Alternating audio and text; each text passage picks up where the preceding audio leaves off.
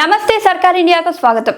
తిరువూరు నియోజకవర్గ వైఎస్ఆర్సీపీ మహిళా అధ్యక్షురాలు పురిటిపాటి సుధారాణి కూటమి ప్రభుత్వంపై మండిపడ్డారు. కూటమి ప్రభుత్వంలో కల్తీ మద్యం ఏర్లై పారుతుందని, రాష్ట్ర ప్రజల ఆరోగ్యాన్ని కూటమి ప్రభుత్వం పట్టించుకోవడం లేదని దుయ్యబట్టారు. వైఎస్ జగన్మోహన్ రెడ్డి బడుగు బలహీన వర్గాల పేద వైద్య విద్యార్థుల కోసం మెడికల్ కాలేజీల నిర్మాణాలను కొనసాగిస్తే కూటమి ప్రభుత్వం మెడికల్ కాలేజీలను ప్రైవేట్ పరం చేస్తామనడం ఎంతవరకు న్యాయమని సుధారాణి సూటిగా ప్రశ్నించారు. నియోజకవర్గ మహిళలను ఏకం చేసి కల్తీ మద్యంపై పోరుబాటను సాగిస్తామని అంటున్న పురిటిపాటి సుధారాణితో Sarkar India senior journalist Pedavarapu Satyanarayana face to face. నమస్తే. ఈరోజు మనం తిరువూరు నియోజకవర్గ వైఎస్ఆర్సీపీ అధ్యక్షురాలు పురిటిపాటి సుధారాణి గారితో ఉన్నాం. ఇవాళ మరి తిరువూరు నియోజకవర్గంలో రాజకీయ పరిస్థితి ఏ విధంగా ఉంది, మరి సుధారాణి గారు రాజకీయాల్లోకి వచ్చిన తర్వాత మరి రాజకీయ పరిణామాలు ఏ విధంగా ఉన్నాయి, నియోజకవర్గంలో వైఎస్ఆర్సీపీ ఏ స్థితిలో ఉంది, మహిళా విభాగం నుంచి ఏ విధంగా ముందుకు తీసుకెళ్తారనే విషయాన్ని మనం కొన్ని విషయాలు అడిగి తెలుసుకునే ప్రయత్నం చేద్దాం. మేడం నమస్తే అండి. మేడం గారు, మీరు రాజకీయాల్లోకి వచ్చారు, మరి ఒక నియోజకవర్గ మహిళా అధ్యక్షురాలుగా ఉన్నారు. మరి ఈ తిరువూరు నియోజకవర్గానికి వచ్చే వరకు వైఎస్ఆర్సీపీ పరిస్థితి ఏంటి అంటే ఏం చెప్తారు? తిరువూరులో వైఎస్ఆర్సీపీ అనేది ఎక్కడ ఏ సమస్య వచ్చినా వెనుకడుగైతే వేయట్లేదండి. నేను ఈ మహిళా అధ్యక్షురాలుగా నియోజకవర్గానికి నన్ను ఎన్నుకొని 3 నెలలే అవుతుంది. ఈ 3 నెలల్లో వైఎస్ఆర్సీపీ ప్రజల పక్షాన ఎన్నోసార్లు నిలిచింది, ఎన్నోసార్లు పోరాటాలు చేసింది. ఇప్పుడు రాష్ట్ర వ్యాప్తంగా సంచలనం సృష్టిస్తున్న ఈ కల్తీ మద్యం అనేది అందరూ ప్రతి ప్రసార మాధ్యమాల్లో చూస్తూనే ఉన్నారు. జగన్మోహన్ రెడ్డి గారు మన రాష్ట్రాన్ని విద్యాంధ్రప్రదేశ్ వైద్యాంధ్రప్రదేశ్గా మారుస్తే చంద్రబాబు నాయుడు గారు ఈ కూటమి ప్రభుత్వం అంతా కలిసి అందరికీ ఈ మద్యం అనేది విచ్చలవిడిగా అమ్ముతూ ఎక్కడికక్కడ బెల్ట్ షాపులు నమ్మేసి రాష్ట్రాన్ని మధ్యాంధ్రప్రదేశ్గా మార్చేశారు మొత్తం. అంతేకాకుండా ఎక్కడికక్కడ బెల్ట్ షాపులకు పర్మిషన్, అది వరకు ఎక్కడ ఊరు చివర రోడ్డుకి అవతల వైపు ఎక్కడ ఊరు చివర ఉండే షాపుల్ని నడి రోడ్ల మీదకి మధ్యలో తీసుకొచ్చి విద్యార్థులు మహిళలు తిరిగే ప్రదేశాల్లో వీటికి అనుమతులు ఇస్తా ప్రజలని భయభ్రాంతులకు గురి చేస్తున్నారు. సాయంత్రం మనకి ఇంతెందుకు తిరువూరులోనే మనం తీసుకుంటే ఇక్కడ మదర్ సెంటర్ లో ఉందండి ఒక షాపు, ఎవరు నడిచి వెళ్ళగలుగుతున్నారు, అటు నుంచి వెళ్ళాలంటే ఆ టైంలో భయం వేస్తుంది. 6 మొత్తం రష్.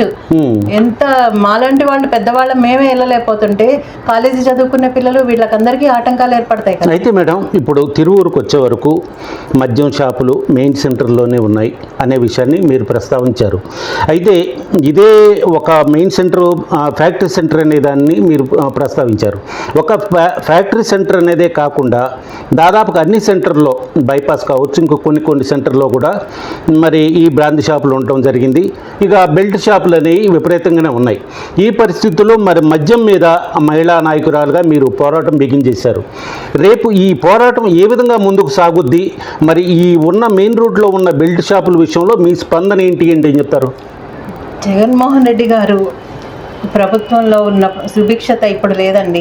ఇప్పుడు ప్రతి సమస్య ప్రతి చోట అందరూ అన్ని సమస్యలను ఎదుర్కొంటున్నారు. అందులో ఇది మెయిన్ ముఖ్యమైన సమస్యగా నేను అనుకుంటున్నాను.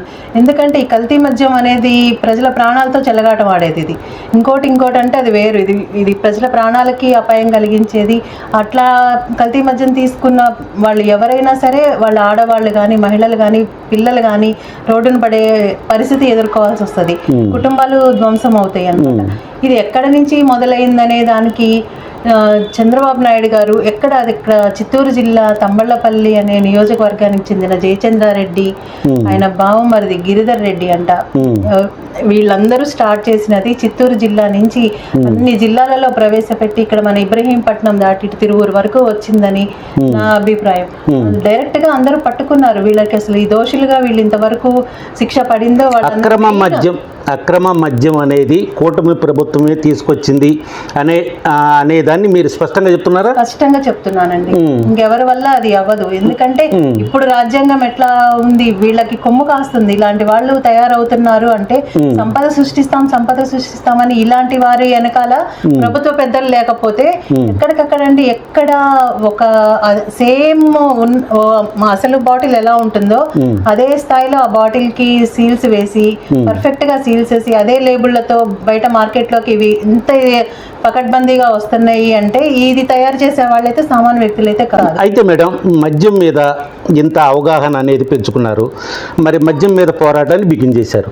అయితే మీరు ఇప్పటి వరకు మద్యం షాపుల మీద కానీ మరి ఏదైనా మరి కల్తీ మద్యం విషయంలో కానీ మీరు పట్టుకోవడం లాంటిది ఈ విధమైన కల్తీ మద్యం ఇక్కడికి వస్తుంది, ఈ కల్తీ మద్యం బాటిల్ ఇదే అని మీరు ఏదైనా పట్టుకోవడం లాంటిది జరిగిందా? ఆ విధంగా ముందుకేమన్నా వెళ్తున్నారా? ఇలా చాలా జరిగినాయండి. చాలా చోట్ల పకడ్బందీగా అందరూ దాడి చేసి పట్టుకున్నవి ఉన్నాయి. చాలా వీడియోల్లో కూడా మనం చూస్తున్నాము. ఎక్కడ తగ్గేదైతే లేదండి. ఇది జరుగుతున్న ఇంత వ్యతిరేకత వచ్చినాక వాళ్ళు కొన్ని జాగ్రత్తలు అయితే తీసుకుంటారేమో కానీ ఇది మాత్రం పూర్తిగా అరికట్టేదాకా వైఎస్ఆర్సీపీ ప్రభుత్వం అయితే ఊరుకోదు, ఏ మహిళలు ఊరుకోరు. ఇది ఆగే వరకు ఈ పోరాటం అయితే జరుగుతూనే ఉంటది. వైఎస్ఆర్సీపీ నుండి ఈ పోరాటం సాగుద్ది అనే విషయాన్ని మీరు చెప్తున్నారు. అయితే మనం 4 ఏళ్ళు మనం ఒకవైపు చూపిస్తే ఒకవేళైనా మనకెళ్ళి చూపిస్తుంది అన్నట్టుగా మరి జోగి రమేష్ గారిని మరి వాళ్ళు చూపిస్తున్నారు కదా, కూటమి ప్రభుత్వం చూపిస్తుంది కదా, దీనికి మీ స్పందన? అదే చంద్రబాబు నాయుడు గారికి ఏంటంటే అండి, డైవర్షన్ పాలిటిక్స్ బాగా అలవాటు. వెన్నతో పెట్టిన విద్య ఆయనకి. ఎట్లా అంటే వాళ్ళ మీద ఒక ఇది పడింది అంటే వాళ్ళు దాన్ని మన మీదకే ప్రయత్నించి తిప్పి కొట్టాలనేది వాళ్ళు చూస్తూ ఉంటారు. ఈ డైవర్షన్ పాలిటిక్స్ చేయడంలో చంద్రబాబు నాయుడు దిట్ట.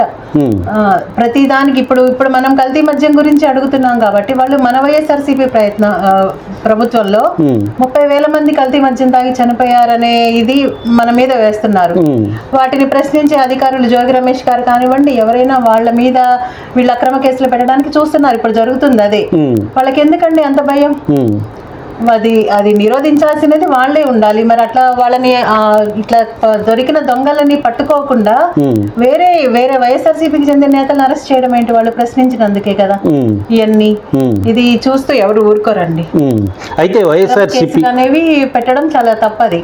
ప్రశ్నించే వారి మీద అందరూ కేసులు పెట్టుకుంటా పోతే అసలు ముందు సమస్యను పరిష్కరించకుండా ఇది ఎంతవరకు తీసుకెళ్తారు దీన్ని అనేది చూడాలి. అయితే మేడం, మీరు చెప్పే ప్రకారం కేవలం ప్రశ్నించడం ద్వారానే, కూటమి ప్రభుత్వ లోపాలను ప్రశ్నించడం ద్వారానే వైఎస్ఆర్సీపీ నాయకుల మీద, కార్యకర్తల మీద అక్రమ కేసులు పెడుతున్నారనే విషయాన్ని మీరు స్పష్టంగా చెప్తున్నారా? అంతేనండి. మరి గతంలో కూడా ఇదే విధంగా వైఎస్ఆర్సీపీ పాలనలో ఉన్నప్పుడు కూడా అక్రమ కేసులు ఈ విధంగానే పెట్టారు అనే విషయాన్ని మరి కూటమి ప్రభుత్వం నుంచి కూడా సోషల్ మీడియా ప్రస్తావిస్తున్న పరిస్థితి. దీనికి మీ సమాధానం? అక్రమ కేసులు పెట్టలేదండి వాళ్ళు. అది వరకు కూడా వీళ్ళు దొరికారు, దొంగలు దొరికితే చంద్రబాబు నాయుడు ప్రభుత్వం ఉన్నప్పుడు అది వరకు వాళ్ళకి క్షమాభిక్ష పెట్టి కూడా విడుదల చేసిన సందర్భాలు ఉన్నాయి. వాళ్ళని ఎప్పుడు వైఎస్ఆర్సీపీలో మద్యపాన నిషేధం చేయాలని జగన్మోహన్ రెడ్డి గారు ఆయన చేయలేని పథకం అది ఒక్కటే అన్నమాట. అన్ని పథకాలు, అన్ని సంక్షేమాలు ఇచ్చి కూడా రాష్ట్ర మహిళలను దృష్టిలో పెట్టుకొని మద్యపానం వల్ల అనేక జీవితాలు పాడైపోతున్నాయని మద్యపాన నిషేధం చేయాలని గట్టిగా సంకల్పించుకున్న మొట్టమొదటి ముఖ్యమంత్రి మన జగన్మోహన్ రెడ్డి గారు. ఇంకా అంతకన్నా ఆధారం ఏముంటదండి? మద్యపాన నిషేధం చేయలేకపోతే అది వాళ్ళకి సమస్యగా మారింది. అప్పుడు ఇప్పుడు వాళ్ళ సంపద సృష్టించుకోవడానికి మద్యాన్ని ఇట్లా ఏరులై పారిస్తున్నారు. మనం అడుగుతుంటే, ప్రశ్నిస్తుంటే తప్పుడు కేసులు పెడుతున్నారు. ఇది జరిగింది వాస్తవంగా.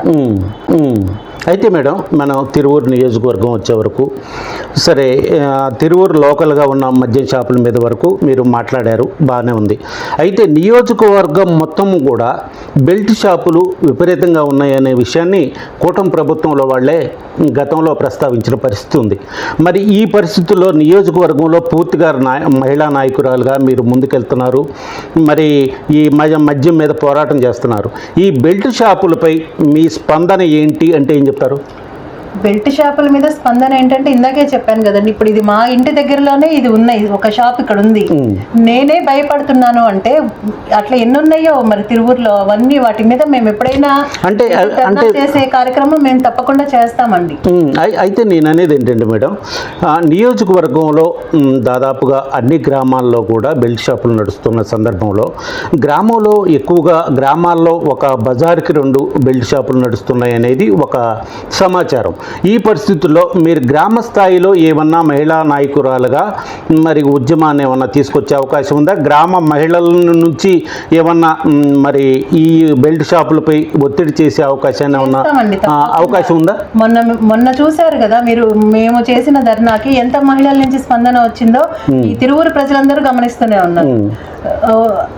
వాళ్ళంతటా వాళ్ళు వచ్చి మేము చేస్తామని వచ్చారు. నేను ఫస్ట్ ఆశ్చర్యపోయా, మహిళలు ఇదంతా వస్తారా ముందుకి, ఇది మహిళలకు సంబంధించిన విషయమా కాదా, ఎక్కువ మద్యం అంటే మగవాళ్లే వస్తారు అని అనుకున్న టైంలో వాళ్ళంతటా వాళ్ళు మేము వస్తామండి, మీ వెనక మీకు తోడుగా ఉంటామని వచ్చారు. ఇట్లాగే ఇంకా ఎన్నో చేస్తాం, మేము ప్రజల్లో అవగాహన ఇంకా పెంచుతాము, ప్రతి గ్రామానికి తిరుగుతాము, అన్నీ చేస్తామండి. అయితే మేడం, ఇంకొక విషయం వచ్చే వరకు ఇప్పుడు ప్రధానంగా నడుస్తున్న సమస్య మెడికల్ కాలేజీల సమస్య ఉంది.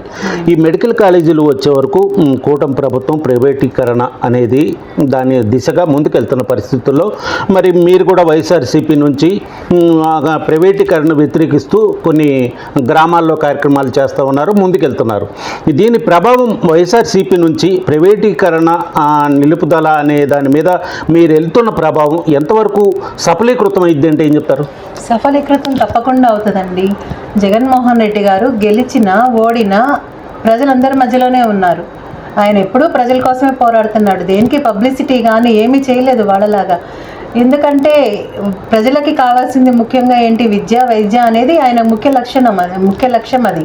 ఆ లక్ష్యంతోనే ఆయన ముందుకెళ్తా 17 మెడికల్ కాలేజీలని పర్మిషన్ తీసుకొని అంత జనాలందరూ ఆశ్చర్యపరిచే విధంగా అట్లా కడుతుంటే అది చూడలేక ఈ కూటమి ప్రభుత్వం కళ్ళు కుట్టి నిజంగా ప్రభుత్వ ఆస్తుల్ని ప్రైవేట్ పరం చేయడం ఏంటండి.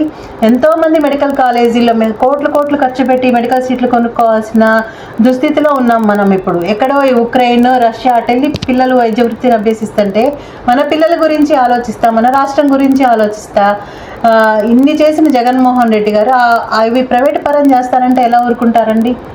అసలు ఊరుకోరు. ఎవరు ఊరుకోకూడదు. మనం అందరము పట్టుబట్టి మన కాలేజీల్ని మనం తెచ్చుకోవాలి. జగన్మోహన్ రెడ్డి గారి దారిలోనే మేమందరం నడుస్తామండి. వీటన్నిటిని జరగనీయకుండా మేము పోరాడతాము, ఎంతవరకైనా వెళ్తాము. అయితే మేడం, మనకు తిరువూరుకు వచ్చే వరకు గతంలో 2 సార్లు వైసీపీ నుండి 2 సార్లు గెలిచిన సందర్భం ఉంది. మొన్న వచ్చే వరకు 3వ వచ్చే వరకు వైసీపీ పరాభవం అయిన పరిస్థితి ఉంది. ఈ పరిస్థితుల్లో రేపు రాబోయే పంచాయతీలు ఉన్నాయి, స్థానిక సంస్థలు ఉన్నాయి, తర్వాత మరి ఇవి ఉన్నాయి. ఈ పరిస్థితుల్లో పార్టీ బలోపేతం కోసం సుధారాణి గారు ఏ విధంగా ముందుకెళ్తారంటే ఏం చెప్తారు? పార్టీలో బలం ఏం తగ్గలేదండి. పార్టీ ఎప్పుడు బలోపేతంగానే ఉంది. ప్రజలందరూ మేము ఓటేసాం, మా ఓట్లు ఏమైనాయి అని అడిగే పరిస్థితి ఉన్నారు. ఇప్పుడు ఎక్కడ మేము సభ పెట్టినా జనాలు తండోపతండాలుగా వస్తున్నారు. మరి వాళ్ళ ఓట్లు ఏమైనాయి అని మేము అడుగుతున్నాము. జగన్మోహన్ రెడ్డి గారు చేసిన సంక్షేమమే ఆయన ఇంతవరకు వెనకడగా వేయనీయకుండా నిలబెడుతుంది. ఖచ్చితంగా వెనకాల ఏం జరుగుతుందో మనకు తెలియట్లేదు. ప్రజలందరూ మా ఓటు హక్కు దుర్వినియోగం అయిందేమో అనే సందేహాల్లోనే ఉన్నారు. తిరువూరు ప్రజలకు మాత్రం జగన్మోహన్ రెడ్డే కావాలండి. అయితే మేడం, నాయకత్వంలోనే ఉండాలని కోరుకుంటున్నాను. మేడం, ఆఖరిగా మన తిరువూరు నియోజకవర్గంలో మా వైఎస్ఆర్సీపీ మహిళా నాయకురాలుగా రేపు మరి మున్సిపల్ ఉంది, స్థానిక సంస్థలు ఉన్నాయి, రాబోయే కాలం అంతా గడ్డు కాలమే. ఈ పరిస్థితుల్లో మహిళా నాయకురాలుగా మహిళలను కూడగట్టి వైఎస్ఆర్సీపీ బలోపేతం కోసం సుధారాణి గారు ఏ విధమైన ప్రణాళికతో ముందుకెళ్తారంటే ఏం చెప్తారు? అన్ని విధాలా అండి. నాకంటూ నేను ఒక టీంని ఏర్పాటు చేసుకుంటాను. ప్రతి సమస్యని పరిష్కరించడానికి రాష్ట్రంలో చాలా ఉన్నాయండి. ఇప్పుడు 16 నెలల్లోనే మనం మీ కూటమి ప్రభుత్వంలో ఇన్ని అరాచకాలు చూస్తున్నాం. మహిళల మీద అత్యాచారాలు జరుగుతున్నాయి. ఎన్నో తెలియని సమస్యలు మన చుట్టూ చాలా జరుగుతున్నాయి. ఇవన్నీ నా ఇదిలోకి వచ్చినప్పుడు నేను ఖచ్చితంగా స్పందిస్తాను. ప్రజలందరూ అసహనంతోనే ఉన్నారు ఈ ప్రభుత్వం మీద. దీని ఏ సమస్య వచ్చినా మేము ప్రజల మీద ఒత్తిడి చేస్తామండి. ఇట్లా ఈ కల్తీ మద్యం విషయంలో కూడా ఎవరిని వదిలే ప్రసక్తి ఉండదు. ఈ పోరాటం అనేది ఆగదండి. అందరు మహిళలను కలిసి ఏదైనా చేయడానికి మేము ముందున్నాము. ధన్యవాదాలు మేడం. నమస్కారం అండి. ఇదే పరిస్థితి తిరువూరు నియోజకవర్గ మహిళా నాయకురాలు వైఎస్ఆర్సీపీ నుండి తిరువూరు నియోజకవర్గంలో కల్తీ మద్యంపై పోరాటం అనేది కొనసాగుతుంది. మరి వైఎస్ఆర్సీపీ పార్టీని బలోపేతం చేయడం కోసం మహిళలను ఏకం చేయడం, మహిళలకు మరి అన్ని గ్రామాల్లో మహిళలను ఏకం చేసి మద్యపానం మీద కావచ్చు, మరి రేపు రాబోయే ఎలక్షన్ల విషయంలో కూడా కావచ్చు, మరి ఐక్యం చేసి పార్టీ బలోపేతానికి, పార్టీ విజయవంతానికి మేము కృషి చేస్తామనే విషయాన్ని చెప్పడం జరుగుతుంది. వేచి చూద్దాం. నమస్తే.